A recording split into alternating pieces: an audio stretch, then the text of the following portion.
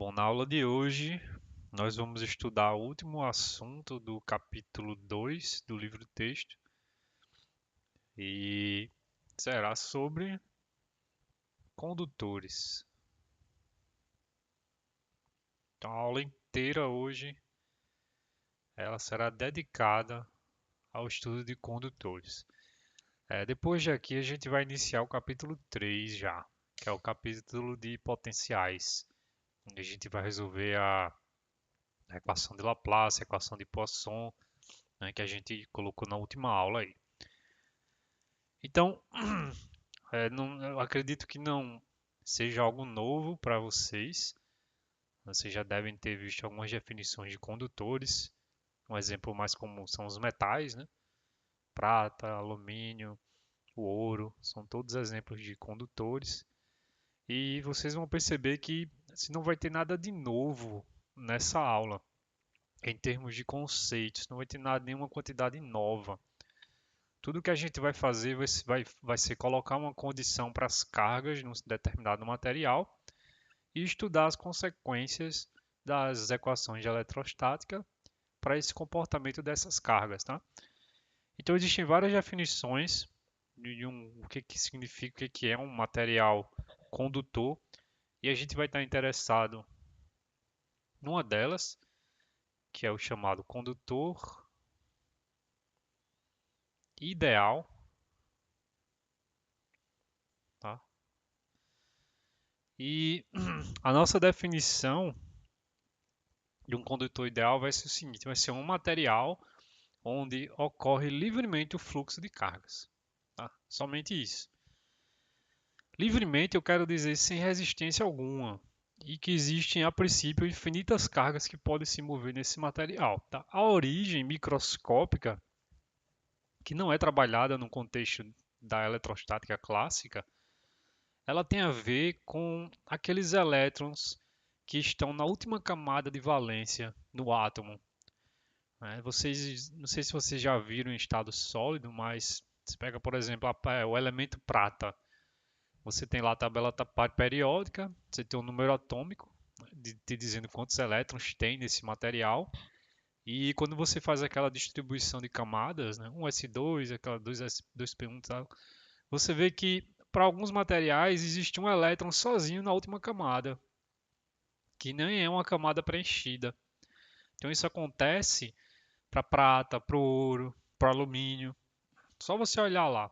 E esse último elétron ele está isolado, ele é tão fracamente ligado ao núcleo que qualquer ação externa que você coloque, por exemplo, um campo elétrico externo, ele se desprende desse átomo. Então ele pode perambular livremente pelo material. Então tentem imaginar um condutor ideal como consistindo. Existem vários materiais que se comportam como um condutor e não precisa necessariamente ser sólido, pode ser um condutor iônico, onde o fluxo agora seria dado pelos íons. Mas a gente sempre é bom pensar em termos de materiais, tá? Não tem diferença de como você pensa, não. Mas quando você imagina agora um elemento muito bom condutor, por exemplo, a prata, imagine que lá você tem uma rede cristalina, né? Os átomos formam uma rede cristalina e que cada átomo daquela rede está com um elétron que está solto ali e a princípio ele pode perambular pelo material livremente. Tá? Lógico que a gente está numa descrição clássica, né? Quanticamente, os elétrons são descritos por funções de ondas. Nesse caso, as funções de ondas elas podem ocupar uma região estendida do espaço, né? Mas na eletrostática a gente visualiza os pontinhos, né? Como sendo as cargas dos elétrons.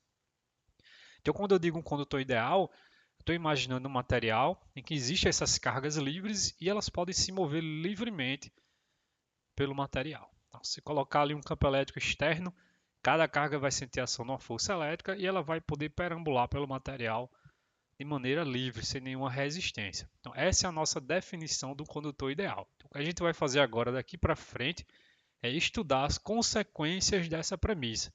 Então, eu tenho a minha premissa, né? A minha assumption, que é, eu tenho um material onde as cargas podem executar o movimento livre.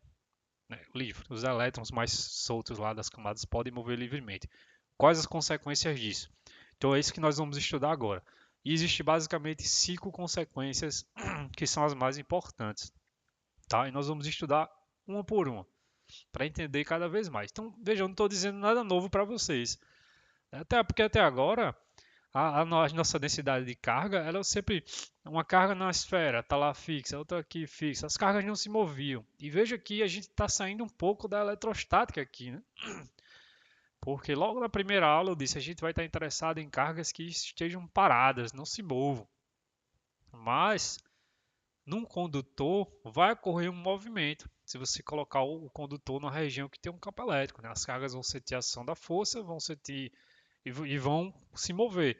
Só que esse movimento ele vai durar, né? Se o campo externo for estático, que é o que a gente está interessado, esse movimento das cargas vai ser muito rápido. Assim, elas vão se mover, mas daqui a pouco elas estacionam.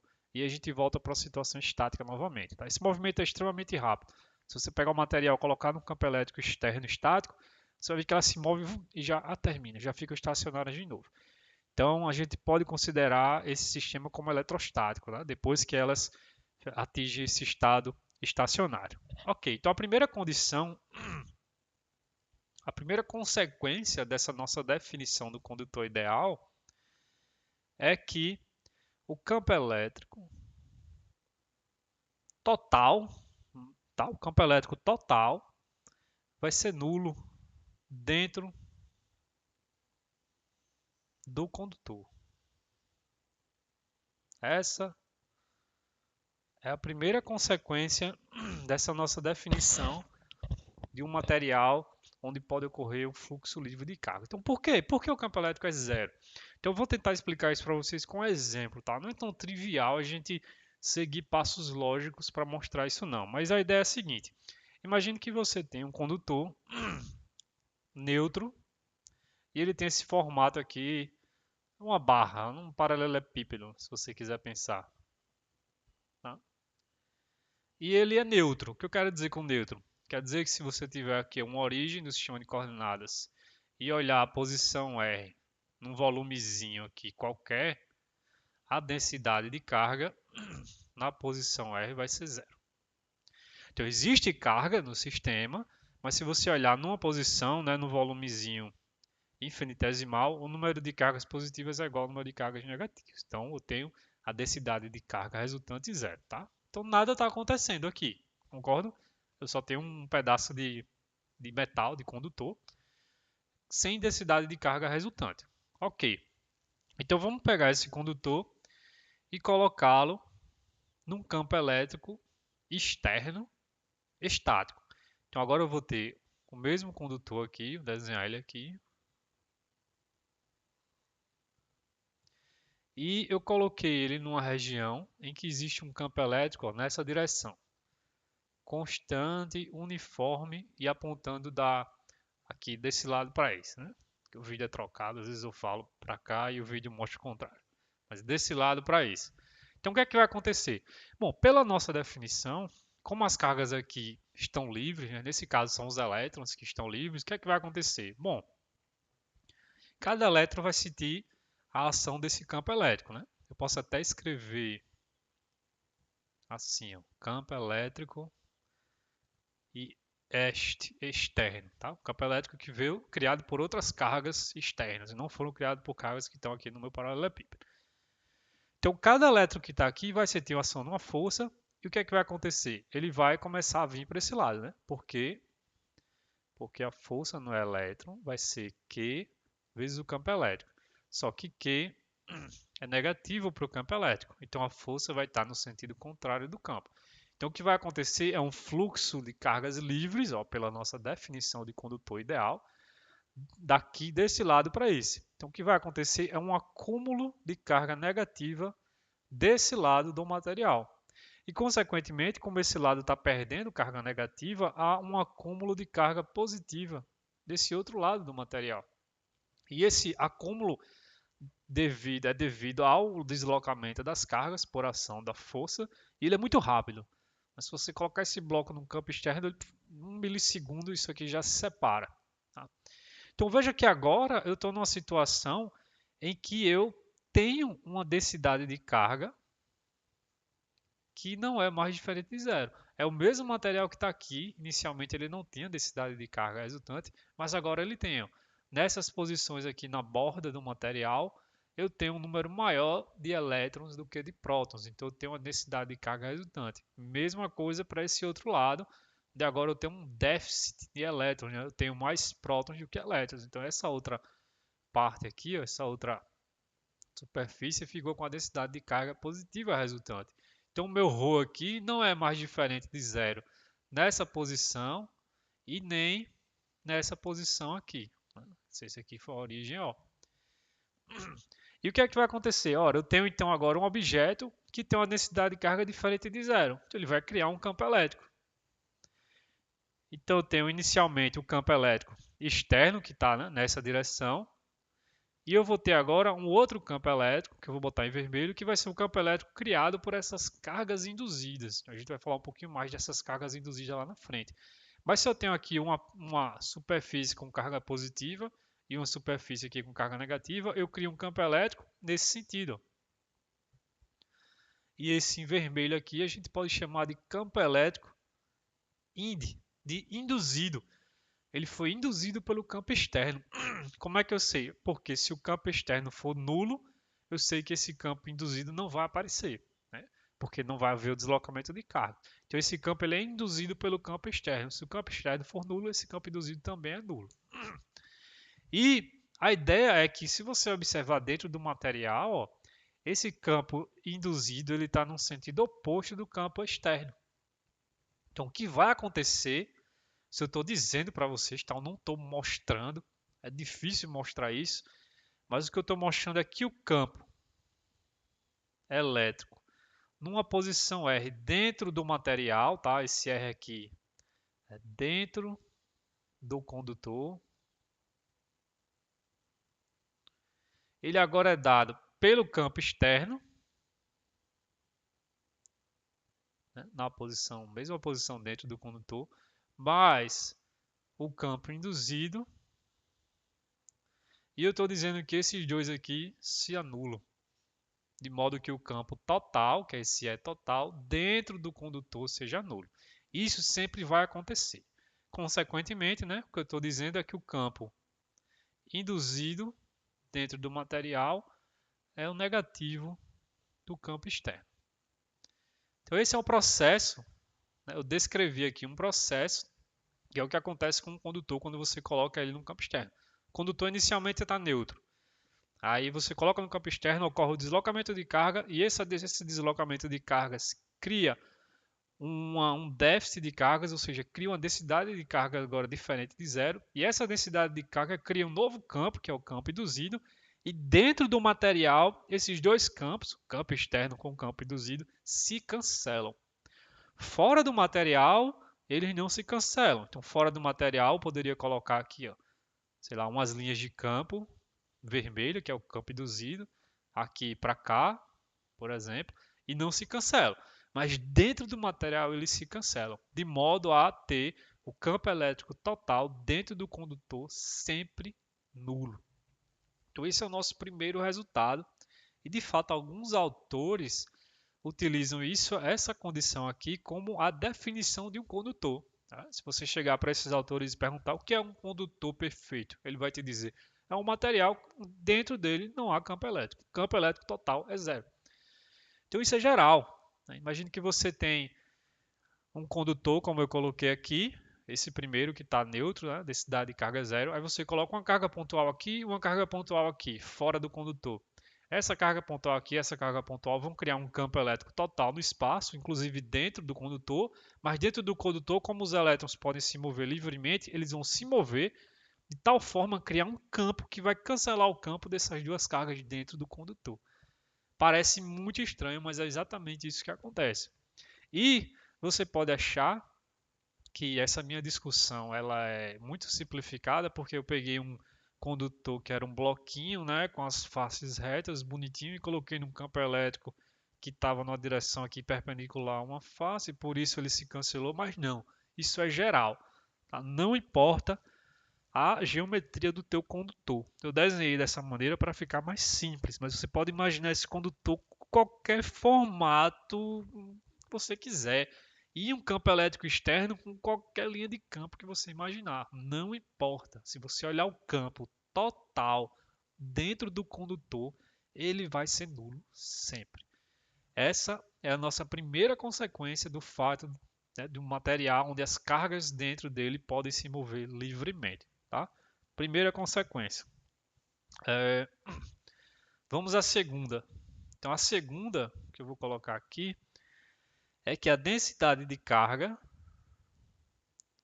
é sempre zero dentro do condutor. Por quê? Ora, lei de Gauss, na forma diferencial. A lei de Gauss na forma diferencial diz que o divergente do campo elétrico em qualquer posição R é a densidade de carga naquela posição dividido por ε0. Então, a densidade de carga numa posição R é ε0 vezes o divergente do campo elétrico naquela posição R.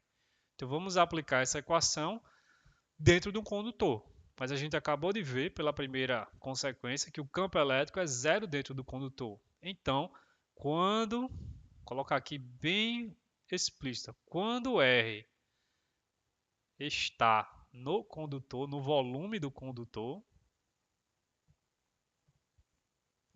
ideal, vou falar condutor, sempre entendo o condutor ideal, tá? Quando R está dentro do condutor, o campo elétrico é nulo. A gente acabou de ver, o campo elétrico total. Consequentemente, se o E é zero, o divergente de E é zero e a densidade de carga é nula. Então, você tem o teu material condutor, coloca ele no campo elétrico externo. Dentro dele o campo elétrico vai ser nulo e a densidade de carga também vai ser nulo. Não quer dizer que não tenha carga dentro do condutor. Quer dizer que se você olhar no volumezinho infinitesimal em torno de uma posição R, o número de cargas positivas vai ser igual ao número de cargas negativas. Perfeito? Então essa é a nossa segunda consequência da definição. Tanto o campo elétrico é nulo dentro do condutor, o campo elétrico total, como a densidade de carga dentro do condutor. Tá? Isso no regime estático, né? No regime estacionário, depois que ocorre o fluxo de cargas e eles estabilizam. Isso aqui é verdade. Perfeito. Terceira consequência. Olha quanto de informação está aparecendo só do fato de eu falar que as cargas podem se mover livremente dentro do material. Né? Terceira consequência. Toda carga resultante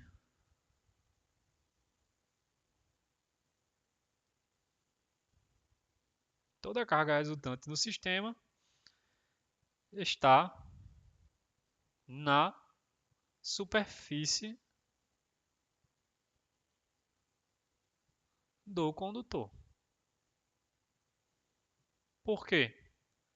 Ora, se a densidade volumétrica de carga é nula, né, se cargas por metro cúbico é zero, o único lugar que sobrou para as cargas irem é a superfície.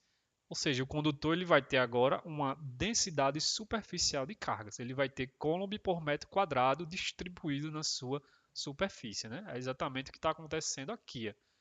Quando ocorreu esse deslocamento de cargas, essas cargas aqui que se moveram, os elétrons, ó, eles estão na superfície aqui esquerda, né? Nessa superfície esquerda, e os prótons, ou a carga resultante positiva, ela está aqui na superfície da direita. Então não existe densidade de carga. Eu coloquei aqui, na verdade, ρ diferente de zero, né? Mas na verdade ρ é zero. O sigma, que é a densidade superficial de carga, que é diferente de zero quando a posição está na superfície do condutor. Então essa aqui é a terceira consequência. Então olha só, primeira, o campo elétrico é zero. Segunda, como o campo elétrico é zero, a densidade volumétrica de carga é zero.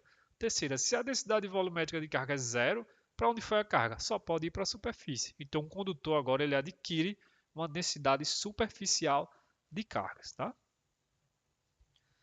Então essa foi a terceira consequência. A quarta consequência é: condutor é um equipotencial. Eu acho que Esse é o termo utilizado, tá? Na língua portuguesa. Eu não sei se é verdade. Eu coloquei equipotencial traduzindo diretamente. Então, o que quer dizer um equipotencial? Bom, suponha que você tem aqui um condutor. Esse condutor pode estar na região aí que tem um campo externo, tá? Não importa, pode ter uma carga nele. O que eu quero mostrar para você é o seguinte: vamos supor que você escolhe duas posições no condutor. Aqui está uma origem do sistema de coordenadas. Vamos supor que você escolha essa posição A, que é esse ponto aqui, e sei lá, esse ponto B, essa posição B aqui. Aí eu peço para você, calcule a diferença de potencial entre essas duas posições. Aí você vai lembrar lá daquela equação que a gente estudou, que diz que o potencial na posição B menos o potencial na posição A, ele é menos uma integral que vai de A até B do que do campo elétrico na posição R, produto interno, aquele vetor que é tangente à trajetória a cada ponto, e dl. Né? E a gente viu que essa integral independe da trajetória. Então vamos escolher aqui qualquer trajetória. Ora, vamos escolher essa trajetória aqui, ó, que passa por dentro do condutor. Como a trajetória está dentro do condutor, o campo elétrico em cada ponto da trajetória é zero, porque o campo elétrico é zero dentro do condutor. Estou puxando aqui o primeiro resultado que a gente obteve. Consequentemente, essa integral é zero. Ou seja, o potencial no ponto B é igual ao potencial no ponto A. E note que eu posso pegar qualquer par de pontos. Posso pegar um ponto que esteja na superfície do condutor, um outro ponto que esteja nessa outra superfície, pegar um caminho que faça isso aqui e eu vou obter o mesmo resultado. O mesmo resultado. Por quê? Porque essa integral não depende da trajetória, né? Foi um dos resultados que a gente viu lá no início do curso. Então, se eu pegar essa trajetória, eu posso ter dificuldade em calcular essa integral, porque aqui pode existir campo elétrico, então eu tenho que saber qual o campo elétrico em cada ponto da trajetória, mas eu posso pegar outra trajetória aqui, ó, que vem por dentro do condutor e vai até o outro ponto. E nessa trajetória, o seu campo em todas essas posições, ele é zero. Então essa integral por aqui vai ser igual a essa integral por aqui, que vai dar zero. Então quando eu digo condutor é um equipotencial, eu estou dizendo que se você pegar duas posições dentro do condutor ou na superfície do condutor, essas duas posições vão estar no mesmo potencial. Tá? Se você pegar o potencial daqui e subtrair o potencial daqui, vai dar zero. Delta V, se você quiser pensar, é zero para qualquer posição do condutor. Então esse é um resultado extremamente importante e vai ser muito útil quando a gente for estudar a equação de Laplace.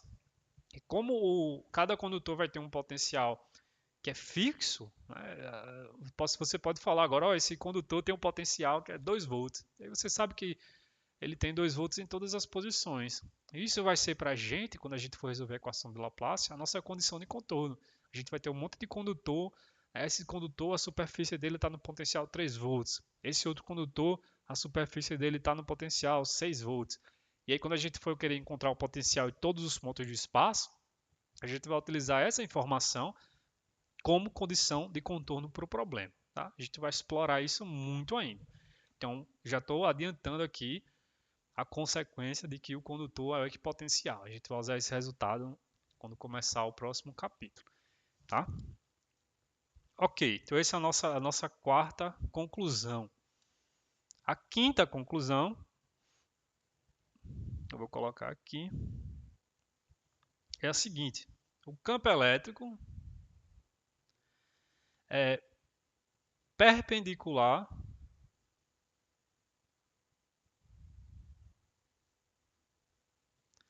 à superfície do condutor. Então essa frase está me dizendo, se você olhar fora do condutor, dentro a gente já sabe que o campo é zero, né? O campo elétrico é zero. E se olhar exatamente fora, assim, um pouquinho acima da superfície do condutor. Então essa frase está me dizendo que o campo elétrico exatamente acima da superfície, ele é sempre perpendicular à superfície. Por que que ele não pode ter uma componente tangencial? Bom, existem dois argumentos, tá, que geralmente são dados nesse caso. O primeiro, que é o que eu gosto, é o mais direto, é o mais lógico, que vem do fato de que a gente já viu né, nas aulas passadas, quando a gente estudou condições de contorno, que a componente paralela do campo acima da superfície é igual à componente paralela do campo abaixo da superfície. Mas, se você pegar uma superfície do condutor, abaixo da superfície você está dentro do condutor. Então, a gente sabe que o campo elétrico ali é zero. Então, se o campo elétrico é zero, a componente paralela à superfície abaixo do condutor também é zero. Então, isso aqui é igual a zero. Consequentemente, a componente paralela acima do condutor também é zero. E se a componente paralela é zero, o que sobra é o quê? A componente perpendicular. Então, se você olhar aqui, se essa for uma parte aqui da superfície do condutor, onde aqui seria o condutor, né? Toda essa região aqui é um condutor. Então, você sabe que o campo elétrico aqui dentro é zero. E se você olhar aqui fora, exatamente fora, o campo elétrico, numa posição aqui muito perto da superfície do condutor, ele vai fazer um ângulo de 90 graus. Isso aqui para todos os pontos da superfície. O campo elétrico vai ser 90 graus. Então, ele não tem uma componente paralela à superfície, porque a componente paralela dentro do condutor é zero e a componente paralela tem que ser contínua, tem que ter o mesmo valor acima e abaixo da superfície. Então, esse é o primeiro argumento. Ele é uma consequência direta, né, da condição de contorno da componente tangencial. O outro argumento que vocês vão encontrar é que se existisse uma componente paralela à superfície, isso significa que uma carga ali na superfície estaria sob a ação de uma força, né? Carga vezes campo elétrico. E essa carga então iria se deslocar pela superfície, e aí você já não estava no regime da eletrostática. Tá? Esse é um outro argumento, vocês podem pensar um pouquinho se vocês quiserem. Eu não gosto muito desse argumento, tá? Mas ele é verdade, tá? Ele é verdade. Na eletrostática você não pode ter movimento de carga, né? Foi o que a gente acabou de definir como eletrostática. Mas esse aqui é mais rigoroso, né? Se a componente tangencial tem que ter o mesmo valor acima e abaixo, e embaixo ela é zero, então acima ela tem que ser zero. Então, consequentemente, o campo elétrico ele só pode ser perpendicular. Note que ele só é perpendicular em pontos próximos da superfície, né? Naquele papo de infinitesimalmente próximo da superfície. Se você olhar, por exemplo, aqui, né, nessa posição, que já não está tão próximo, o campo elétrico pode ter algo assim. Então, ele pode ter uma componente tangencial nesse ponto. Mas se você olhar aqui, infinitesimalmente próximo à superfície, ele é sempre normal à superfície. Então, no caso geral, quando você tivesse um condutor e existe aqui umas linhas de campo, essas linhas de campo elas vão aparecer aqui no condutor, porque esse condutor tem uma carga positiva aqui na sua superfície. Então as linhas de campo elas podem fazer assim. Mas se você olhar muito próximo, isso aqui vai ser sempre 90 graus, né?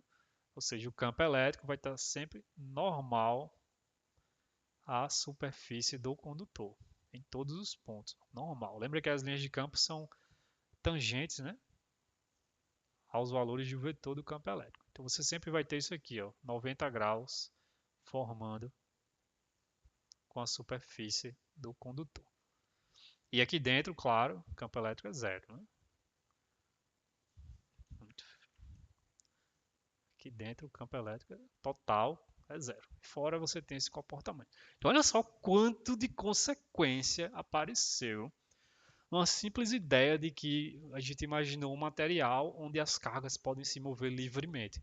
E tudo isso aqui veio, tá, como consequência das duas equações da eletrostática, que é o divergente do campo elétrico e o rotacional do campo elétrico. Tá? Pode não ficar tão claro que a gente utilizou as equações, porque a gente já tem alguns resultados gerais, mas a gente utilizou as equações de eletrostática para derivar essas 5 consequências. Ok, então agora que a gente absorveu essas propriedades, tá? Todas elas são importantes, tá? Todas são importantes, então tenho certeza que vocês entenderam. Se vocês não entenderam como a gente chegou em cada passo, a gente tenta entender, pelo menos conseguir imaginar o sistema onde o campo total é zero dentro do condutor, onde a densidade de carga vai ser sempre nula dentro do condutor, tá? A carga resultante sempre vai estar na superfície, então a gente sempre vai falar de sigma para o condutor. E que o condutor é equipotencial, a gente vai utilizar isso bem lá na frente, quando for resolver a equação de Laplace. E esse aqui vai nos permitir também uma simplificação, né? Já que agora a gente já sabe que o campo elétrico próximo à superfície é sempre perpendicular. Ok, então vamos nos aprofundar um pouco mais, tá, nessa interação de condutores com campos elétricos externos. E eu queria discutir um pouquinho esse papel das cargas induzidas. Então, quando a gente colocou um condutor num campo externo, eu disse a vocês que ocorre um deslocamento de cargas, né? E esse deslocamento de cargas vai induzir na superfície do condutor uma densidade superficial de cargas. Então imagine que você tem uma esfera condutora perfeita, um condutor ideal, tá? E que ela está inicialmente sem carga resultante. Então, ρ é zero, sigma é zero, não tenho carga nenhuma aqui, não tenho carga nenhuma resultante, né? O número de prótons está igual ao número de elétrons, número de elétrons. Então nada acontece nesse sistema, tem uma bola metálica, nada acontece. Aí eu chego aqui próximo a ele e coloco uma carga positiva nessa posição, mais Q. E agora? Bom, o que vai acontecer é, essa carga mais Q vai criar um campo elétrico em torno dela. Esse campo elétrico vai exercer uma força nas cargas livres, que nesse caso de materiais sólidos são os elétrons. Então os elétrons eles vão ser atraídos para esse lado aqui, porque a carga aqui é positiva, então ele vai atrair, ó, uma densidade superficial de carga de elétron. E a carga resultante que vai ficar desse outro lado vai ser uma carga positiva, né? São, se você quiser pensar, são as cargas repelidas de mesmo sinal da carga que está aqui. Então, veja que agora eu tenho uma densidade superficial de cargas, diferente de zero. Desse lado eu tenho mais carga negativa, desse lado eu tenho mais cargas positivas. Então essas cargas aqui, por elas, vão criar um novo campo elétrico. Um novo campo elétrico. Então eu vou ter no meu sistema, na verdade, dois campos elétricos. O campo elétrico criado por essa carga mais Q, que seria o meu campo externo, né? E o campo elétrico seria o campo elétrico induzido, criado por essa densidade de carga superficial. E a soma desses dois campos dentro do condutor é zero. Tá? Então aqui dentro do condutor eu continuo tendo campo elétrico zero, tá? No miolo do condutor. Tá? E eu estou assumindo que esse condutor é um condutor que ele está preenchido em todo o volume, como uma bola de sinuca. Tá? Ele não é uma casca, ele é uma bola de sinuca. A gente vai discutir já já o que acontece quando a gente coloca um buraco nesse condutor. Tá? Então, se você fizer esse sistema, você vai perceber que esses dois objetos, essa carga mais Q e essa esfera, eles vão se atrair. Porque eu tenho aqui uma carga positiva e tenho aqui uma carga negativa que está mais próxima da carga positiva do que esse lado aqui. Então, o que você vai perceber é que existe uma força elétrica de atração aqui entre esses dois objetos, um F e um menos F. Tá? Então, então, veja que muita coisa acontece quando você aproxima uma carga de materiais que estão neutros, principalmente se esses materiais forem condutores, né? Qual é o caso que a gente está dizendo. Vai surgir uma força, e a gente vai falar de força também em condutores no final da aula. Tá? Então essas cargas aqui que aparecem na superfície, né, que seriam sigma, são chamadas de cargas induzidas. É só isso que eu queria falar nessa parte, tá? São cargas induzidas. Ok, isso aqui não tem nada novo porque a gente já viu também cargas induzidas aqui no primeiro exemplo que eu dei, né? Essas cargas mais e menos foram cargas induzidas. Então vamos agora pegar um problema um pouquinho mais interessante. Vamos supor que você tem um condutor, que ele tem um formato arbitrário aqui, um volume. Só que esse condutor ele é oco, ele tem um volume nele aqui dentro, ó, dessa maneira. É como se fosse um abacate sem um caroço, por exemplo. Mas você pode ter qualquer formato. É um bom condutor e ele tem um buraco dentro. Se você olhar esse condutor por fora, você não vai ver o buraco, porque está dentro do volume. Tá? É isso que eu desenhei aqui. Não tem como desenhar em duas dimensões o que eu estou falando. Então você tem que imaginar. Tá? É como se fosse um abacate sem um caroço. Então você tem um volume e dentro você tem um volume aberto, se você quiser pensar. Então, suponha que você tem esse condutor. O que é que está acontecendo aqui? Bom, nada, é um condutor, e eu não disse que ele tinha uma carga adicionada extra, nada, é um condutor, ρ é zero, sigma é zero, o número de prótons é igual ao número de elétrons. Agora eu quero fazer o seguinte, vamos supor que você adicione aqui, ó, nessa cavidade, dentro desse buraco, uma carga mais Q. De alguma maneira. Então você pegou o seu abacate, abriu ele, botou uma carga mais Q onde fica o caroço ali, mas sem o caroço, e aí você fechou o abacate de novo e deixou a carga lá dentro. E suponha que o abacate seja um condutor, seja um abacate que conduz os elétrons, tá? Então o que é que vai acontecer aqui? Bom, a primeira consequência é que eu quero saber assim, onde é que vai ter campo elétrico, onde é que não vai ter, as cargas induzidas que a gente viu aqui, né, que aparecem no sistema, onde é que elas vão estar, como é que a gente estuda esse tipo de problema? Bom, a primeira consequência é que vai existir campo elétrico dentro dessa cavidade, vocês concordam? Por quê? Bom, primeiro que a carga está aqui, então se você olhar intuitivamente, já é óbvio que se você olhar na posição aqui próxima da carga, você vai ter que ter campo elétrico. Não tem por que não ter campo elétrico aqui. Tá? Uma maneira mais rigorosa é você estudar, e é isso que a gente vai fazer, tá? Mas vamos com calma, você estudar a lei de Gauss na forma integral. Lembra que a gente viu isso aqui, né? A integração da componente normal do campo elétrico numa superfície era sempre a carga total dentro da superfície dividido por epsilon zero. Então, se você imaginar uma superfície que está aqui dentro da cavidade circulando essa carga, então é claro que a carga total é diferente de zero. Pela simetria aqui, você tem um campo elétrico que também é diferente de zero. Então você sabe que aqui dentro da cavidade existe um campo elétrico. Pô, isso está contradizendo o que a gente mostrou aqui em cima, de que o campo elétrico é zero dentro do condutor? Não, porque a cavidade aqui não é condutor. O condutor ele está somente nessa região, né? Onde existe realmente o condutor é aqui. Ó. A cavidade é um buraco, é vácuo, não tem condutor. Então, beleza, pode existir campo elétrico. Então, a gente sabe que vai existir aqui algum campo elétrico, ó, seguindo algumas linhas de campo. Né? Essa é a nossa primeira consequência. A segunda é o seguinte: eu sei que aqui é uma carga positiva que eu coloquei. Então, essa carga positiva ela vai atrair cargas negativas. Na verdade, o condutor está aqui, ele está cheio de elétron livre podendo se mover. Aí cada elétron vai ver uma carga positiva aqui, opa, vai ser atraído. Então a gente sabe ó, que nessa superfície interna da cavidade, ou simplesmente superfície da cavidade, vai aparecer uma densidade superficial de cargas, que foram atraídas por essa carga mais Q. Qual é a carga total que foi induzida pela carga mais Q que agora está nessa superfície? Ora, eu digo para vocês que a carga total aqui, que eu vou escrever como sendo carga induzida, vamos chamar essa superfície aqui de superfície externa, EXT, e essa superfície aqui de S int. Tá? Então a superfície externa é a casca externa e a superfície interna é a casca da cavidade. Então eu digo para vocês que a carga total induzida na superfície interna ela é menos que.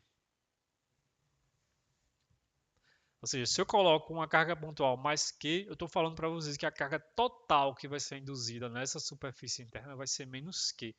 Como é que eu sei isso? Está aqui a resposta. Imagine que você pega uma superfície gaussiana que seja essa daqui. Ó. Vamos supor que essa superfície aqui seja S, seja esse S. Então, o que é que a lei de Gauss está me dizendo? Está me dizendo que a componente normal do campo integrado nessa superfície. Ora, mas essa superfície gaussiana está dentro do metal. E eu sei que dentro do metal, do condutor, o campo elétrico total é zero. Então eu sei de cara, sem nem precisar fazer conta, que esse E aqui é zero. Consequentemente, essa equação está me dizendo que a carga total dentro dessa superfície gaussiana é zero. Ora, mas qual é a carga total dentro dessa superfície gaussiana? É a carga mais Q somado com a carga que foi induzida, que é o que eu chamei de Q ind. E como a carga mais Q com a carga total induzida tem que ser zero, eu sei que a carga induzida tem que ser menos Q, que foi a equação que eu escrevi aqui. Então, utilizando a lei de Gauss, a gente não precisou resolver nenhum integral. Eu mostrei que a carga total, que é essa que eu coloquei aqui em azul, né? Vou botar no azul mais forte, esse menos aqui, esse menos, essa carga total que está nessa superfície da cavidade tem o mesmo módulo da carga mais Q que eu coloquei aqui, mais sinal contrário. Então, olha só que coisa interessante, né? Eu tenho agora um campo que foi criado pela carga mais Q, e esse campo da carga mais Q ele existe em todo o espaço. Só que aí, como ele induziu essas cargas negativas, essa carga aqui negativa também vai criar um campo, que seria aquele campo elétrico induzido. E esse campo elétrico induzido, junto com o campo elétrico dessa carga mais Q, eles são de tal forma a anular o campo elétrico dentro do condutor. Bom, falta uma última discussão, né? Que é a seguinte: a carga total do sistema é mais Q, porque inicialmente o meu condutor não tinha nenhuma carga resultante, ele era neutro, aí eu coloquei uma carga mais Q dentro da cavidade. Então a carga resultante é mais Q. E se você olhar a figura como está agora, eu tenho uma carga mais Q e tenho uma carga menos Q que está total nessa superfície interna da cavidade. Então a carga total aqui é zero, então não posso ter, a carga tem que ser conservada. Então falta aí uma carga mais Q, que vai estar onde? Ora, vai estar na superfície externa. Então a superfície externa adquire uma densidade superficial de cargas total mais Q. E como eu tenho essa densidade superficial de cargas, eu sei que eu vou ter um campo elétrico aqui fora. Olha como eu estou desenhando as linhas com muito cuidado, ó, perpendicular em posições do condutor. Aqui não precisa ser, mas se você olhar muito próximo, né, tem que sair formando um ângulo de 90 graus, né? Foi o que a gente acabou de discutir. Então eu vou ter um campo elétrico aqui fora. Então olha só que coisa estranha, né? Eu tenho uma cavidade onde existe um campo elétrico e eu tenho o volume do condutor onde não existe campo elétrico, mas eu tenho aqui o volume do espaço externo onde existe o campo elétrico. Então, se você abrir teu abacate condutor, colocar uma carga ali dentro, fechar, eu consigo dizer que tem carga ali dentro. Porque aquela carga que você colocou dentro, né, no miolo, vai criar um campo elétrico fora do volume, que é esse campo elétrico aqui que eu acabei de desenhar. Então, o condutor ele consegue comunicar para o espaço externo a presença de uma carga que está ali dentro. Tá? Existe uma discussão mais aprofundada desse problema, que aí eu queria que vocês dessem uma lida no livro texto também. Tá? Vou botar para vocês lerem várias coisinhas para vocês verem a discussão que o Griffiths faz. Tá? Porque aqui eu falo às vezes umas coisas que não é exatamente o que o Griffiths está falando. Então é bom vocês lerem lá, depois olhar a aula, etc. Mas veja só, vocês concordam que aqui eu tenho, na verdade, três campos atuando? Eu tenho o primeiro campo, que é o campo criado pela carga mais Q que eu coloquei. Eu tenho o segundo campo, que é o campo criado pela densidade superficial de cargas da cavidade interna, essa daqui.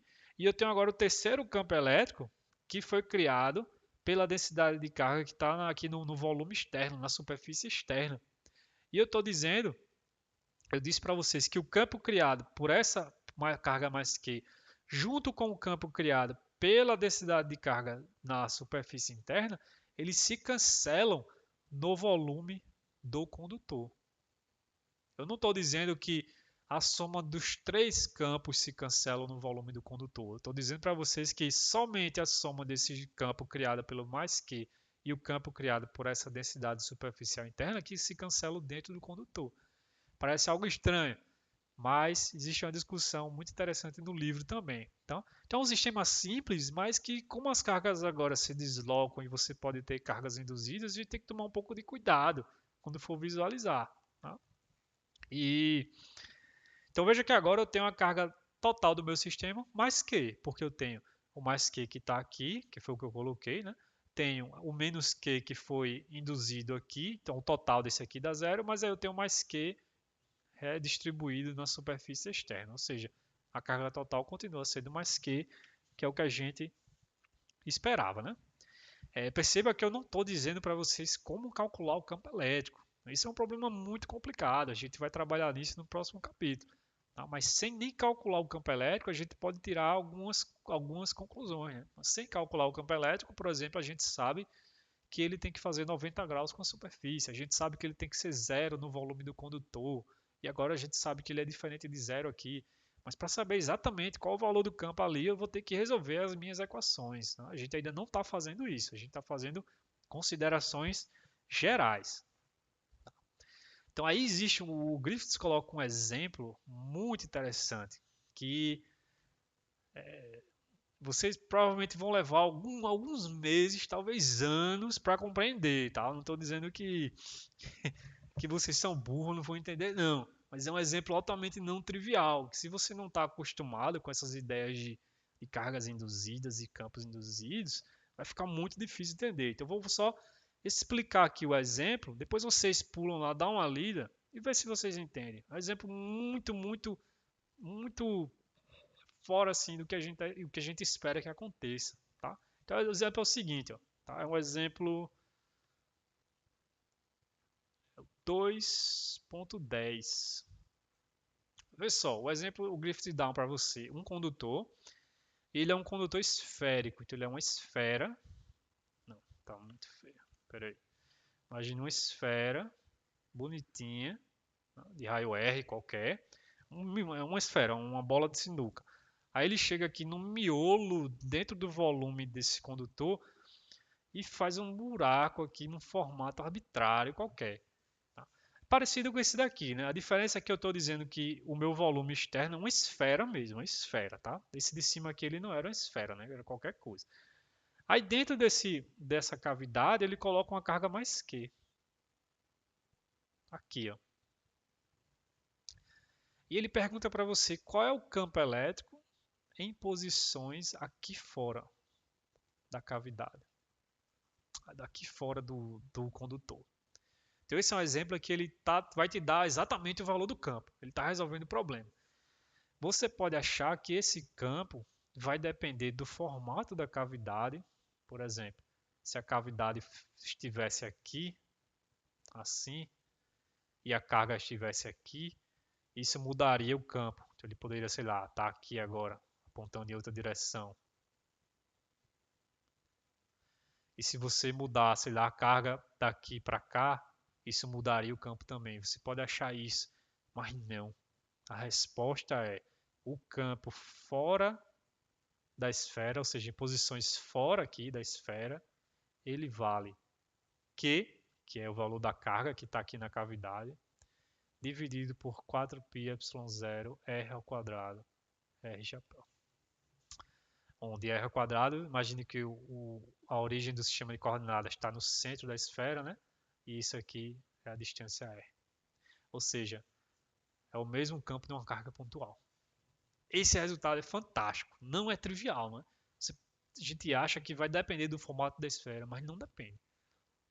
O campo fora vai ser o mesmo, como se essa carga estivesse sozinha, sem condutor nenhum, aqui, na origem. Eu vou deixar para vocês dar uma lida nesse exemplo.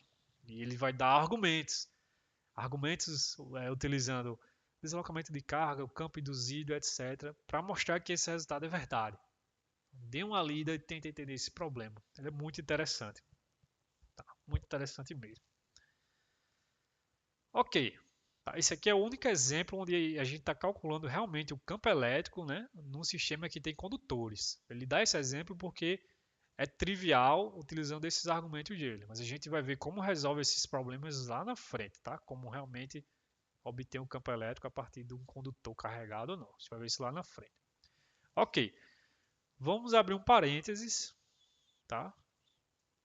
Vou abrir um parênteses na nossa discussão de condutor para a gente discutir uma quantidade, que é a força por unidade de área, e depois a gente vai voltar e aplicar o que eu vou falar aqui para os condutores, tá? E o nosso parênteses é o seguinte. Bom, vocês sabem que Se você tem uma carga aqui pontual e ela está numa posição onde existe um campo elétrico naquela posição, ela sofre a ação de uma força, né? F igual a carga vezes o valor do campo ali. Então a ideia é estudar o que acontece, e eu vou dar um nome aqui, tá? Que vai ser pressão eletrostática.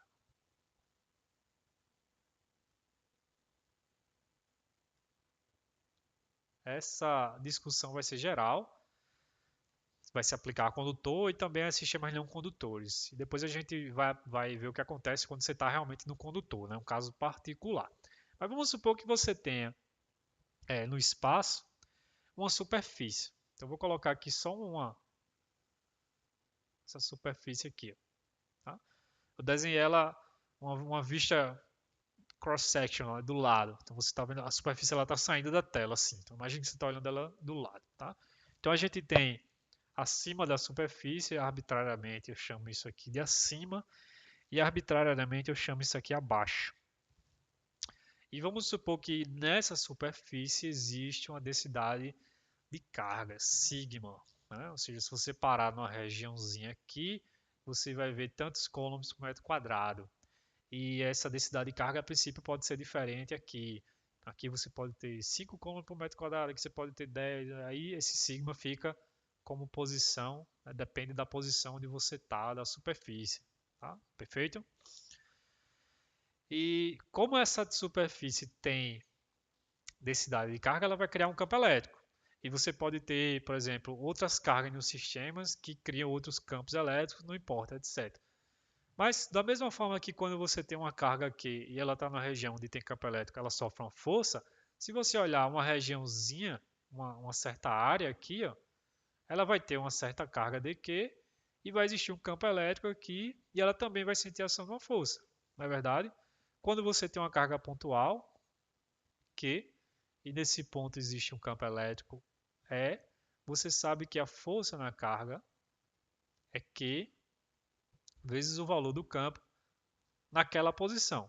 Tá?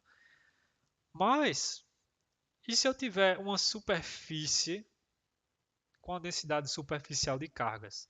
Bom, a primeira complicação é que a gente viu que o campo elétrico ele tinha dois valores diferentes, né? Se você olhar acima, por exemplo, numa região muito próxima aqui dessa região onde você quer saber a força, o campo elétrico ele pode estar fazendo assim, que seria o campo acima, e o campo abaixo ele pode estar, sei lá, assim. Não vetor nessa posição e nessa posição, então ele pode estar mais ou menos assim. Esse seria o campo abaixo. Então veja que eu tomei muito cuidado para escrever esse campo. Eu tomei o cuidado porque eu sei que a componente tangencial tem que ser contínua. Então, ó, se você olhar a componente tangencial desse E acima, está mais ou menos aqui, né, tangencial. E esse do E abaixo está ok, mais ou menos aqui também, está praticamente igual. Então, tomei muito cuidado. A componente normal não precisa ser contínua e, de fato, ela não é se existir uma densidade de carga superficial. Eu estou assumindo que tem. Então, a componente normal do E acima está aqui e a componente E normal do abaixo está mais ou menos aqui. Então, de fato, elas não são iguais, né? Elas são diferentes porque existe uma densidade de carga nessa região aqui onde a gente está olhando. Tá? Então, se eu quero saber qual é a força que esse elemento de área aqui está sofrendo, utilizaria essa mesma equação, porque eu sei que nesse elemento de área existe uma carga dQ infinitesimal. Então, eu chegaria e escreveria, olha só, a força infinitesimal dF vai ser a carga que está aqui nessa área. Está uma linha, mas vocês têm que imaginar que a gente está numa superfície, né? Então, quando eu escrevo isso aqui, na verdade, eu estou imaginando uma superfície e essa linha aqui, na verdade, é uma areazinha, tá? Que a gente está olhando de lado, que é mais fácil de desenhar. Então, eu diria que a força nesse elemento de carga, aqui, dQ, vai ser dQ vezes o valor do campo ali. Não é verdade? A mesma equação que a gente aprende. Mas aí tem um problema, né? Qual o valor do campo aqui? Se eu tenho o campo diferente, acima e abaixo. O campo elétrico ele sofre essa descontinuidade, né? Então, qual campo que eu vou usar para calcular a força? Ou é acima ou é abaixo? A resposta é que a gente vai utilizar a média dos dois. A média. O campo que eu vou utilizar vai ser o campo acima somado com o campo abaixo. Veja que é uma soma vetorial dividido por 2. Ou seja, eu vou somar esse vetor com esse vetor. Vocês sabem somar vetor, né? Só somar vetor. E vou dividir por 2. E é esse campo que vai entrar aqui. Ó. Por quê? Vou deixar para vocês lerem o Griffith também, tá? Eu vou mostrar, eu vou começar a dar várias coisas para vocês lerem por duas razões. A primeira é que a gente não tem tempo. Tá? O curso vai ser relativamente curto, então não dá para eu passar todos os pontos da maneira que eu passo, que eu gosto de explicar com cuidado, então isso leva tempo. E a segunda é que é bom acostumar vocês com a leitura sobre o ponto de vista do autor. Então o que vocês vão ler lá é o que saiu da cabeça do Griffith, é o que ele pensa. Nem sempre é uma maneira boa, nem sempre é uma maneira correta de descrever as coisas, tá? Mas é uma maneira que ele está tirando da cabeça dele. E aqui é uma maneira que eu estou tirando da minha cabeça para dar esse curso. Então é bom vocês verem esses, às vezes, conflitos, né, de explicação de resultado e tirarem as suas próprias conclusões. Então lá vocês vão ver o argumento do Griffiths do porquê que a gente tem que tomar média. E isso tem a ver, e aí é que está interessante, porque nunca que eu imaginaria isso, mas tem a ver com o fato de da mesma coisa que eu não consigo me levantar. Se eu fizer uma força, né, em mim mesmo, eu não consigo me levantar. Na verdade, você não consegue se levantar fazendo uma força em você mesmo. Então, isso tem um fato de ver que o campo elétrico criado por esse elementozinho, ele vai criar um campo elétrico, ele não exerce força nele mesmo. Então, como consequência disso, olha só, você tem que o campo elétrico tem que ser tomado à média. Tá? Então vejam lá o argumento que ele dá para mostrar isso. É muito interessante. Tá? Então, a força infinitesimal que esse elemento aqui vai sofrer, eu posso escrever como, ora, dq, o que é dq? É o sigma vezes o elemento de área, não é verdade? O elemento de área, que é uma área infinitesimal aqui, que seria essa área aqui infinitesimal. Então eu posso escrever dq como sendo sigma dA, e aí eu divido por 2, vou substituir o campo elétrico aqui, né? Então fica a soma do campo acima com a soma do campo abaixo.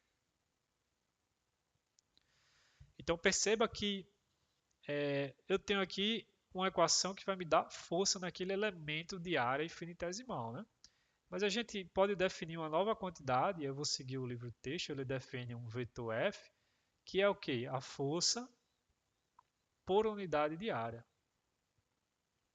que de acordo com essa relação acima é sigma sobre 2, perfeito? É acima somado com E, campo elétrico, logo abaixo. E essa quantidade tem dimensão de Newton por metro quadrado. E vocês devem lembrar do curso de mecânica que a grandeza que tem a dimensão de Newton por metro quadrado, né, força por unidade de área, é pressão. Então isso aqui, como é uma pressão que tem a origem no campo elétrico, ela é chamada de pressão eletrostática.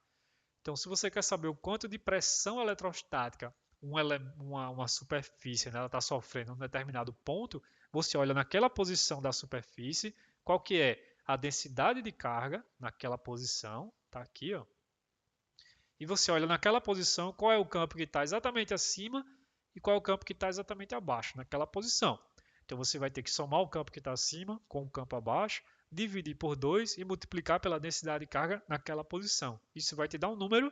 Esse número está te dizendo quanto de Newton por metro quadrado está atuando naquela posição da superfície. Tá? É uma pressão eletrostática.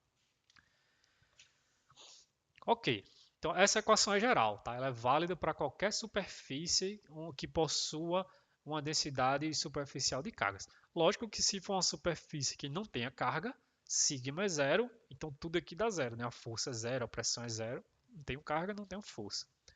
Então vamos aplicar esse resultado, tá? Aqui a gente volta, isso aqui foi uma discussão, foi um parênteses, vou até colocar assim, num quadro fechado, tá? Um parênteses que o Griffiths abre e eu segui também. E agora a gente vai aplicar isso no condutor. Então vamos supor que agora, em condutores,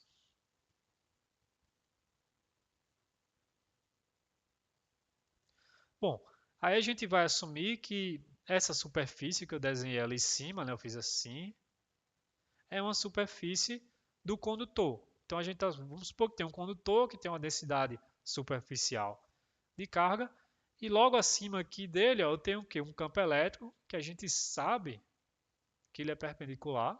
Esse seria o meu acima. E eu sei que abaixo, eu estou dentro do condutor, né? Suponho que aqui seja o miolo do condutor, o campo elétrico é zero. Então, o meu é abaixo é nulo. E essa equação aqui final está me dizendo que a força por unidade de área, ou seja, a minha pressão eletrostática, é simplesmente sigma dividido por 2 vezes o campo elétrico logo acima do condutor. Ora, nós vimos, né, que a condição de contorno da eletrostática diz que a componente normal acima menos a componente normal abaixo, isso para qualquer superfície, era sempre igual ao que? Sigma sobre epsilon zero. A gente viu isso, né, naquela aula sobre condições de contorno. Num condutor, a gente sabe que o campo elétrico dentro dele é zero. Então, a componente normal abaixo é nula. Então, eu sei que a componente perpendicular logo acima do condutor é sigma sobre epsilon zero. Né? Então, vamos supor que eu coloque aqui ó, um vetor unitário n que está apontando para fora do condutor. Então, esse campo elétrico acima, ele pode ser escrito como sigma vezes epsilon zero na direção n. Ou seja, a pressão eletrostática vale sigma ao quadrado sobre 2 epsilon zero e ela vai estar na direção n. Então perceba duas coisas. Vocês concordam que essa quantidade aqui ela é sempre positiva, porque 2 é positivo, epsilon zero é positivo e sigma ao quadrado é positivo. O sigma pode ser negativo, se tiver uma densidade de carga negativa, mas sigma ao quadrado é positivo. Então essa equação está me dizendo que a pressão eletrostática, que é a força por unidade de área, vai estar na direção do vetor n. Ó. E o vetor n está aqui, ó, apontando de dentro para o condutor, de dentro para fora. Então essa equação está me dizendo que o condutor ele sente uma força que está tentando quebrar ele. Está tentando explodir o condutor. Está na direção n. Então, se você quer saber a pressão numa certa posição do condutor, você só precisa olhar qual é a densidade superficial de cargas naquela posição. Eu te dou um condutor, por exemplo, nesses exemplos aqui que a gente descreveu, ó, esses primeirão aqui, ó, né? Eu quero saber qual é a pressão eletrostática aqui, nessa posição aqui, nessa superfície. Eu preciso saber qual é a densidade de carga aqui, nessa posição. Faço ela ao quadrado, divido por 2 epsilon zero. Isso vai te dar o número, é o quanto de Newton por quadrado está atuando ali, e ela vai estar nessa direção, para fora do condutor. Mesma coisa aqui, ó. Se eu souber qual que é a densidade superficial de carga nessa superfície, eu faço o quadrado dela, divido por 2 epsilon zero, e eu sei que a força dela vai estar para cá, ó, tentando botar um condutor para cá, o outro para cá, ou seja, a força vai estar sempre para fora. Tem uma pressão eletrostática que está tentando explodir, né, o teu condutor. Tá? Então, é uma equação muito interessante, depende simplesmente da densidade de carga naquela posição do condutor. Tá? Não depende do sinal. Positivo ou negativo, a pressão sempre vai estar apontando para fora do volume do condutor. Aí é útil vocês trabalharem, eu acho que é um problema que eu coloquei na lista, tá? Que é o exemplo, anotei aqui, 2.42. É um problema, tá? O 2.42, que é o seguinte, ele te dá uma esfera, então uma esfera bonitinha, tá? Imagine que é uma esfera bonitinha aqui, uma esfera de raio R. Inicialmente ela está neutra. Estou só desenhar aqui para dar uma visão tridimensional, tá? Então a esfera inicialmente ela está neutra, não tem densidade de carga superficial, nada. Aí ele vai e adiciona uma carga nessa esfera. Ou seja, ele atrita ela, algum método lá, né? Que vocês já até fazem isso no laboratório. E aí ela fica com uma carga mais Q distribuída em toda a superfície. Ó. Você adiciona uma carga a essa esfera. Então, veja que não tem campo externo aqui. Eu peguei umas cargas, na verdade eu tirei elétrons dessa esfera, né? Para ficar tudo positivo, você esfrega lá, tira elétron, no final ela fica com uma carga mais Q distribuída uniformemente bonitinha. Então agora ela é um material, né? A esfera é um material carregado. Então se ele é carregado, vai criar um campo elétrico, etc. E esse problema, ele pede para estudar a força que esse hemisfério aqui, ó, sul, está exercendo no hemisfério norte. E vice-versa, né? Porque é F mais ou menos. Então eu vou ter aqui, esse hemisfério sul está com a carga positiva, e o hemisfério norte também está com a carga positiva. Então eu vou sentir uma ação de uma força para cá e uma força para cá que vai ser menos F. Tá? E nesse problema, ele pede para calcular essa força. Então vocês vão usar essa equação. Para saber a força aqui, aqui, aqui, aqui, você só precisa saber a densidade de carga nessas posições. Né? Que nesse caso é fácil porque é constante. Mas lembra que esse F minúsculo ele é Newton por metro quadrado. E o problema vai pedir a força em Newton. Então, o que é que você tem que fazer? Você vai ter que integrar a pressão em toda a área, né, da superfície. Nesse caso, a área do hemisfério superior e a área do hemisfério inferior. E aí você vai encontrar a força. Tá? Lógico que isso aqui é arbitrário. Você poderia dividir a esfera em dois hemisférios, leste e oeste. Né? No final das contas, o que você vai obter é uma força que está apontando para fora do volume, como está dizendo essa equação, e vai tentar separar essa esfera dela mesma. Né? Então, o problema é que vale a pena vocês trabalharem uma aplicação direta dessa equação aqui. Ok. Então, eu espero que vocês estejam percebendo o quanto de informação a gente está puxando. E não são informações assim, a gente não está definindo nada novo. A gente definiu, tá, beleza, a pressão eletrostática, mas tudo aqui começou com a premissa de um condutor ideal, que é um material que tem um fluxo livre de cargas. A partir dali, ó, tudo isso aqui é consequência. Cada consequência dessa vocês vão ter que estudar, vão ter que pensar, vão ter que questionar, vão ler o livro, tá? E etc. Então agora a gente vai estudar uma aplicação de condutores, tá? Que é um sistema, um novo sistema. Ele tem um nome específico e também não é novidade para vocês, tá? E é a última etapa aqui, a última partezinha do capítulo 2. E é um sistema chamado de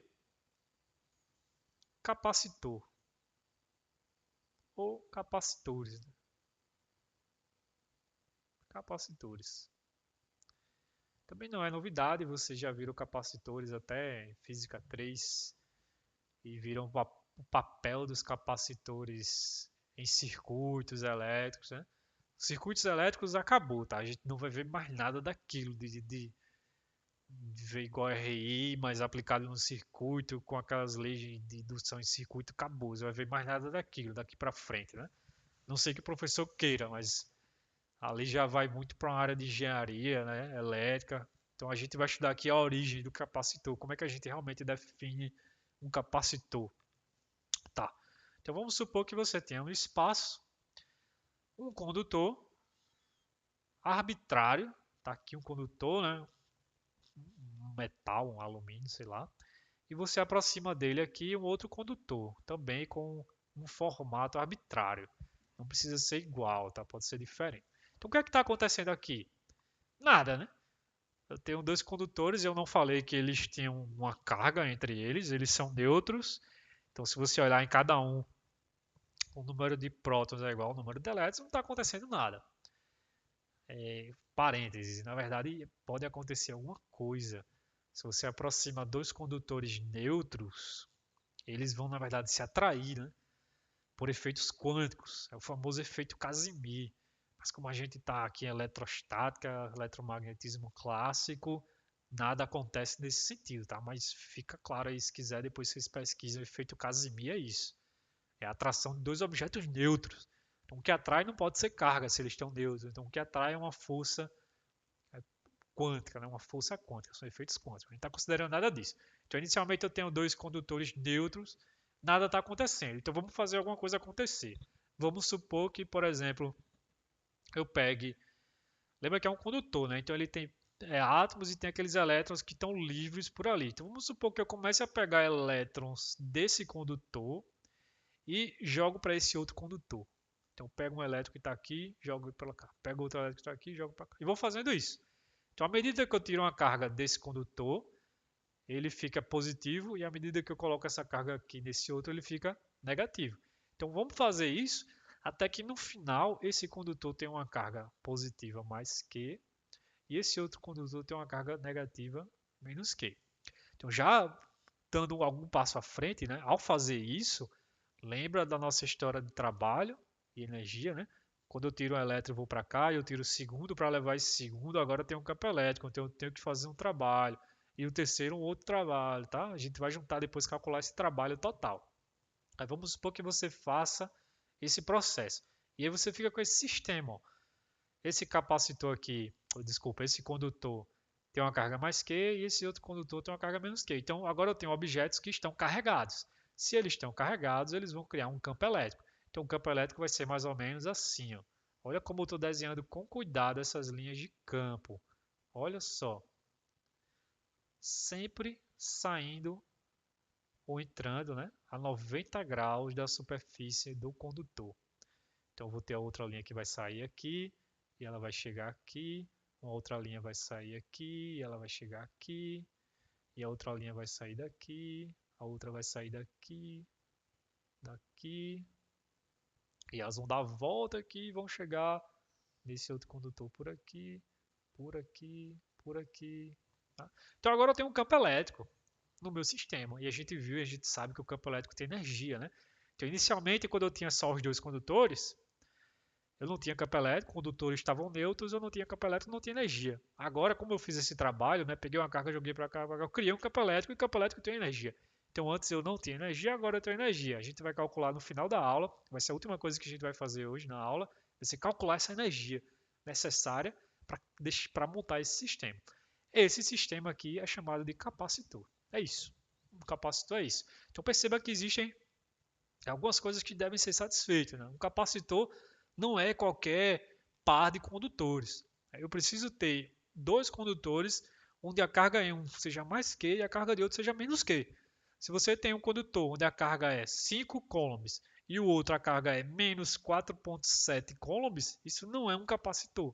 O capacitor tem que ser mais Q e menos Q. Tá? Tem que ser a carga de mesmo módulo, mas de sinais contrários. Tá? E eles podem ter qualquer formato. Esse condutor pode ser uma esfera, esse pode ser um cilindro, esse condutor pode ser uma esfera e o outro condutor pode ser uma esfera de raio maior que está englobando o primeiro condutor que é uma esfera. Isso aqui, esse desenho que eu coloquei que vocês estão vendo aqui, é um modelo mental, tá? É um template. Quando você vai escrever um artigo, você não pega um template, que é o quê? Algo genérico e você vai aplicar no seu caso. Então aqui é a mesma coisa, isso aqui é um template, são dois condutores, mais Q menos Q. Mas você já deve lembrar do cilindros esféricos, capacitores esféricos, capacitores placas paralelas, né? Capacitores cilíndricos. Então tudo isso aqui está englobado nesse meu template. Tá? A gente vai inclusive mostrar como exemplo um capacitor de placas paralelas. Ok, então isso a gente já sabe que é um capacitor. A gente já sabe que o capacitor tem que ter carga mais Q e menos Q. E a gente sabe que o capacitor ele tem uma energia, né? Porque foi feito um trabalho para montar aquele capacitor, criou o campo elétrico, tem energia. Perceba que continuamos com o campo elétrico nulo total dentro dos condutores, sempre, tá? Sempre. Ok, qual seria uma quantidade útil para eu caracterizar meu capacitor? Vamos lembrar que foi uma consequência aqui dos pontos, que o condutor é um equipotencial, né? Então, se eu te disser o potencial em qualquer ponto do condutor, eu sei que o potencial é o mesmo em qualquer outro ponto. Então, eu posso falar de forma sem ambiguidade, eu posso dizer, ó, o potencial naquele condutor é 5 volts. E aí você sabe que todos os pontos dele estão a 5 volts. Então vamos tornar essas ideias um pouco mais precisas, só que agora a gente vai pegar dois condutores. Tá? E é óbvio que o, o, a, a voltagem, né, o que a gente chama de voltagem, mas o potencial elétrico desse condutor não precisa ser necessariamente igual a esse. Né? Então vamos tornar isso aqui mais claro. Vamos supor que eu tenho aqui a origem um sistema de coordenadas. E aí eu escolho uma posição nesse condutor aqui, pode ser dentro dele, na superfície, qualquer ponto. E esse ponto aqui, essa posição, está descrita por um vetor que eu vou chamar de R+, que é um que está no condutor com a carga mais Q. E eu pego aqui um outro ponto no condutor que está com a carga negativa, numa posição R-. Tá? Então eu escolhi duas posições, uma em cada condutor. E eu quero saber qual é a diferença de potencial entre essas duas posições. Como eu estou em condutores diferentes, não vai ser zero.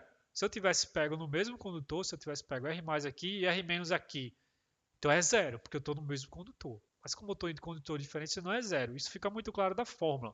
Então vamos definir uma quantidade V.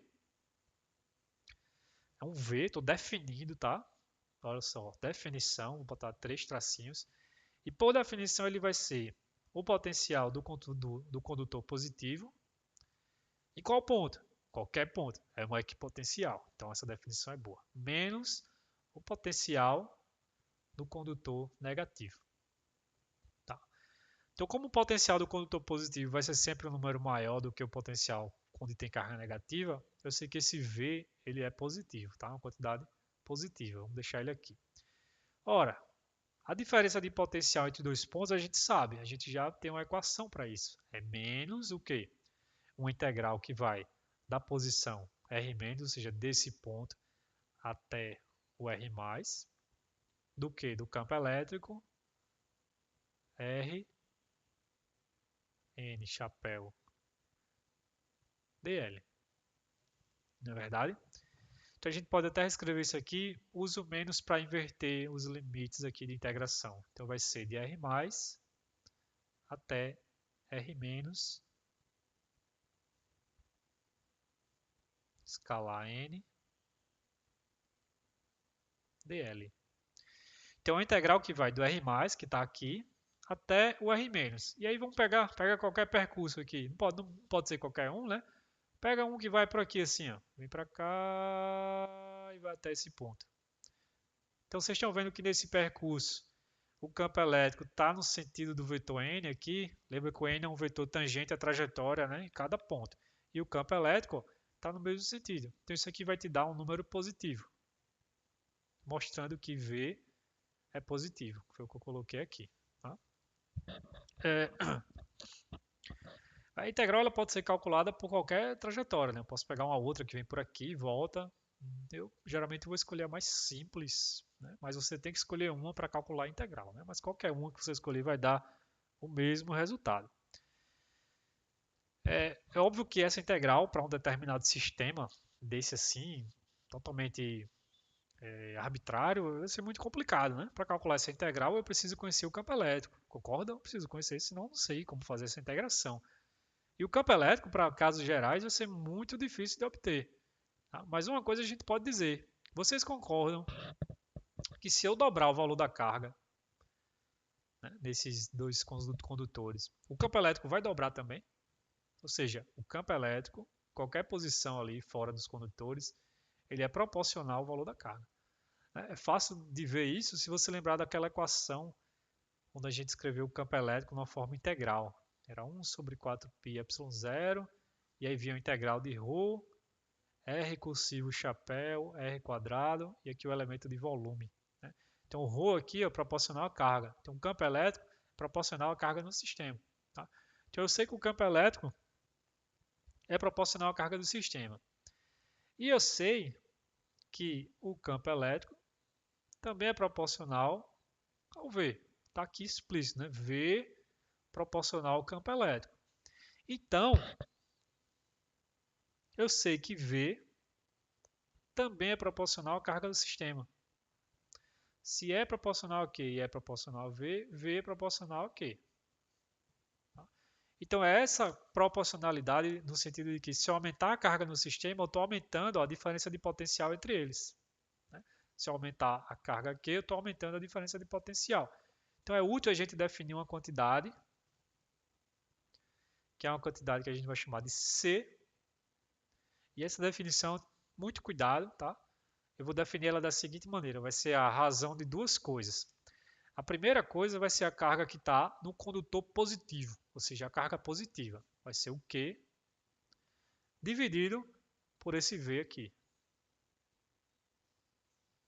Então vejam que, como V é o potencial e ele é positivo, tá mostrando aqui, e o Q eu tomei como sendo positivo, tá? É o mais Q, C também é positivo. E esse C é chamado de capacitância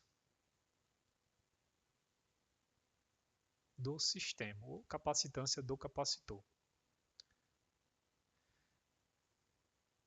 E a unidade? Bom, Coulomb, né?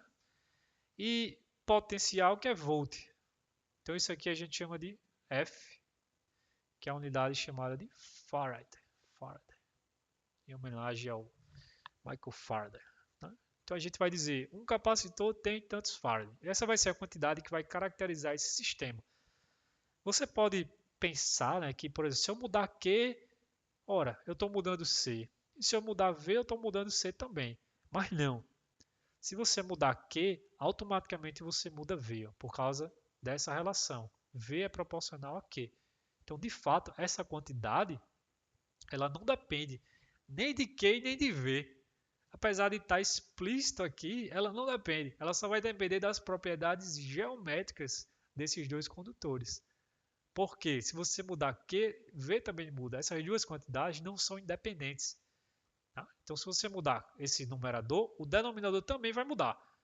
E no final das contas, esse C ele vai depender só, sei lá, do formato, do raio daqui, da distância entre esses dois condutores, tá? Etc. Também não é algo novo, né? Você já deve ter visto isso. Então, vou aplicar essa relação num exemplo mais simples. Então, perceba que se eu quero calcular o C realmente, como é que ele depende da geometria, eu vou ter que olhar qual é a carga que está no condutor positivo e vou ter que calcular qual que é a diferença de potencial entre os dois condutores. E para calcular o V, que é esse V aqui, ó, eu vou precisar fazer essa integral. Consequentemente, eu vou precisar conhecer o campo elétrico. Então, esse é um daquelas classes de problemas em que eu vou ter que saber o campo elétrico já para obter algum resultado útil. No geral, a gente nem sabe o campo elétrico. O nosso objetivo é calcular o campo elétrico, tá? Mas para alguns sistemas a gente sabe o campo elétrico já. E é isso que eu quero mostrar para vocês. A gente vai fazer só um exemplo, que é o exemplo que tem no livro texto. Ele faz outro exemplo lá, depois vocês olham a maneira como resolve, mas é o que a gente chama de capacitor de placas paralelas.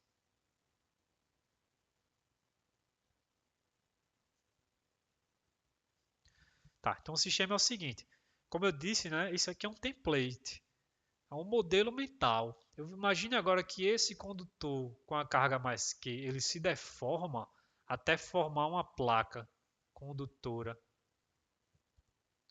E essa placa condutora tem uma área A. E esse outro condutor menos Q, ele se deforma, aqui é mais Q, né, que é o condutor mais Q, ele se deforma para formar uma placa igualzinha a essa placa aqui de cima. Só que essa placa vai ter uma carga menos Q, e ela também tem uma área A. E você coloca essas duas placas a uma distância D uma da outra. Então tá vendo? Eu apliquei o meu template, que é esse daqui, é o meu modelo mental, a um sistema específico. Imagina ele se deformando até formar uma placa e o outro condutor se deforma até formar outra placa. Tá? Então eu sei que esse sistema aqui ele vai ter um campo elétrico e nesse caso, nessa região aqui entre as placas, né, se a gente não olhar muito próximo das bordas, as linhas de campo elétrico vão fazer algo assim, né, para baixo. E se você trabalhou nos problemas de Alicia, tem um desses problemas que pede para você calcular esse campo elétrico, utilizando a lei de Gauss. E vamos supor que o eixo Z está para cá, na direção aqui para baixo. Então o campo elétrico, você mostra isso, né? Nessa região aqui, longe das bordas, porque tem aqueles efeitos de borda, né? Ele vale sigma sobre 2ε0 Z chapéu. Sigma é o quê? Carga Q dividido pela área. Né? Nessa outra placa, sigma seria menos Q sobre A. Tá? Mas esse sigma aqui é o sigma da placa positiva, tá? Então, esse sigma aqui é positivo porque o campo elétrico está na direção Z. Ó, e Z está para baixo, o campo elétrico está aqui para baixo. Da placa positiva para a placa negativa. Então está aqui um exemplo de um sistema, de um capacitor, onde eu conheço o campo elétrico. Então eu preciso calcular o V. Então o V, que é o V mais menos o V menos, está aqui, ó. É o integral do campo elétrico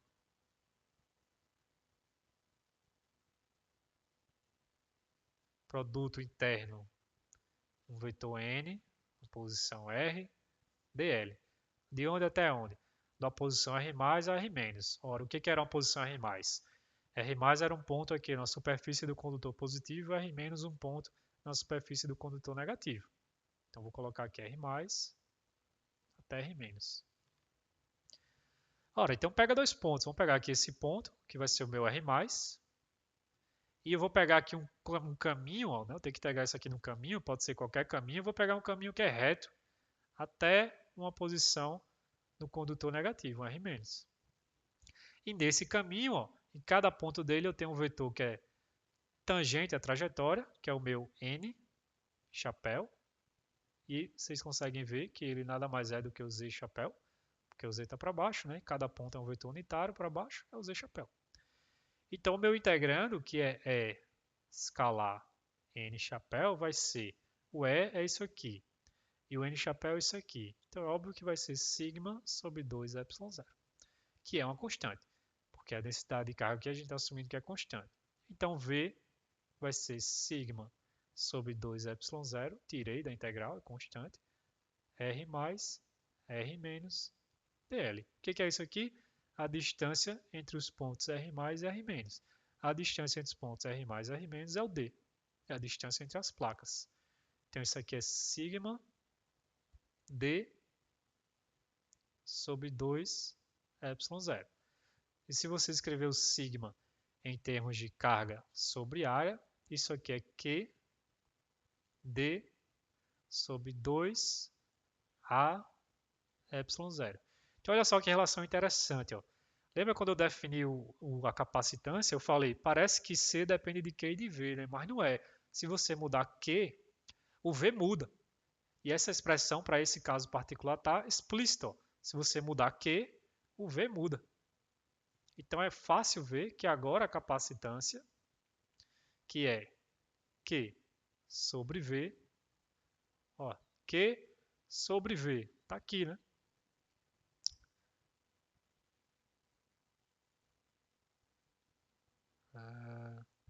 Tem um 2 aqui que entrou em algum lugar, né?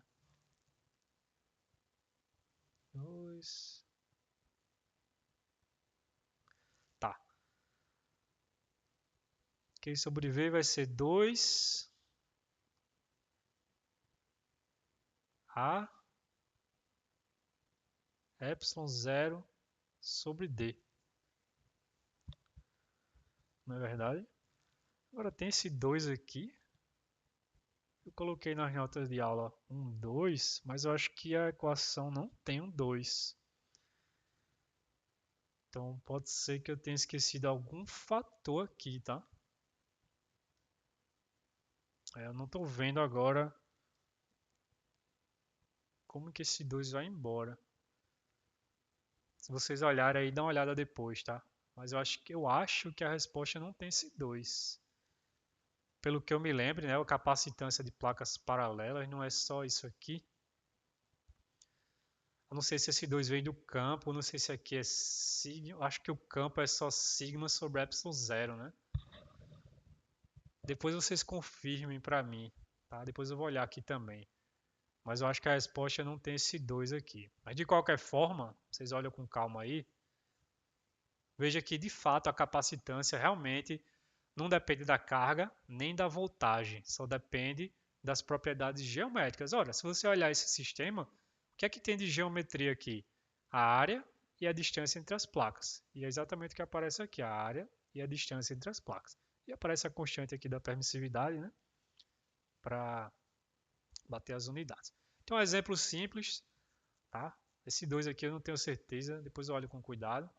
Depois ele vai dar um exemplo de um capacitor esférico, acho. Uma esfera dentro da outra, e aí você também é um capacitor. Você sabe o campo elétrico entre as esferas, você pode fazer essa mesma análise e calcular a capacitância daquele sistema. Então, para finalizar, vamos lembrar que para montar o capacitor, a gente pegou carga de um capacitor, jogou de um condutor, jogou para outro, fez isso, ficou fazendo isso. E ao fazer isso, a gente está exercendo um trabalho, né? Para mover uma carga para outra, a gente tem que lutar contra a ação do campo. Então, a gente está perdendo energia, eu estou perdendo energia para jogar essa carga lá, e essa energia está indo para o sistema. Então eu quero saber o quanto de trabalho eu fiz no sistema, ou em outras palavras, o quanto de energia tem acumulado no meu capacitor, uma vez que ele tenha uma carga mais Q num condutor e a carga menos Q no outro condutor. Então, a ideia é muito simples, né?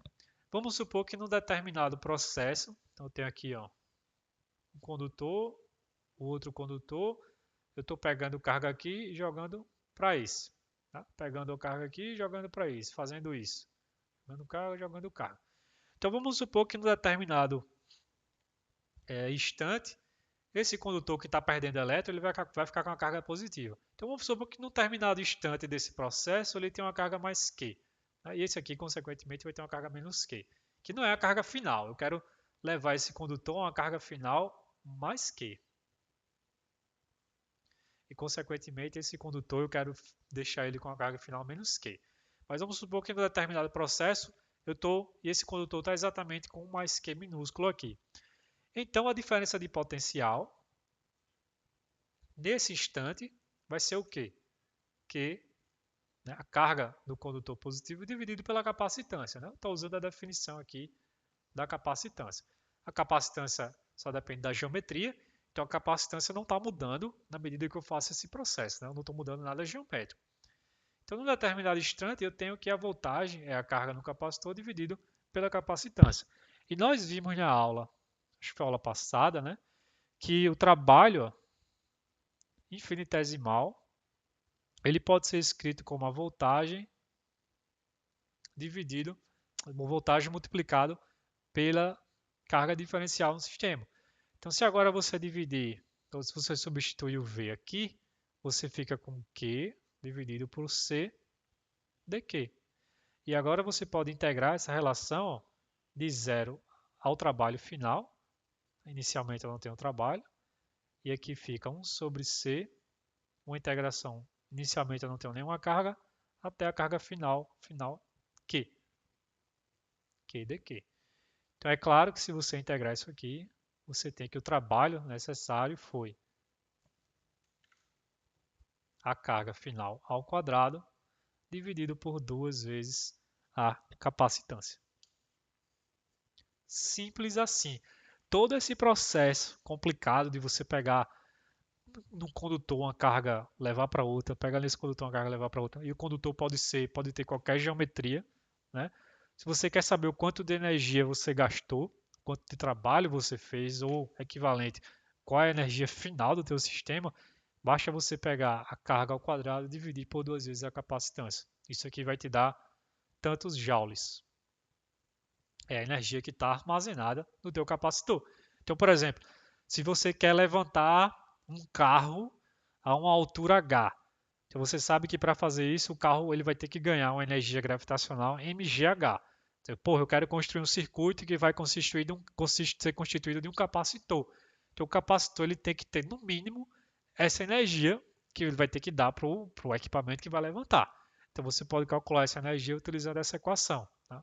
Lógico que você pode escrever de várias outras formas, né? Já que a carga também pode ser escrita como a capacitância vezes a voltagem, né? Pela definição da capacitância.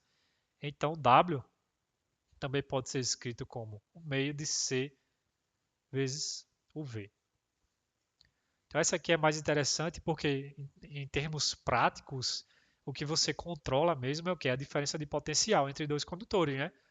Ora, se você quer estabelecer uma diferença de potencial entre dois condutores, você liga uma bateria nelas. A bateria tem uma diferença de potencial. Se você pegar uma pilha dessas comuns que a gente usa em equipamentos, você vai ver lá que ela tem uma diferença de potencial de 1,5 volts.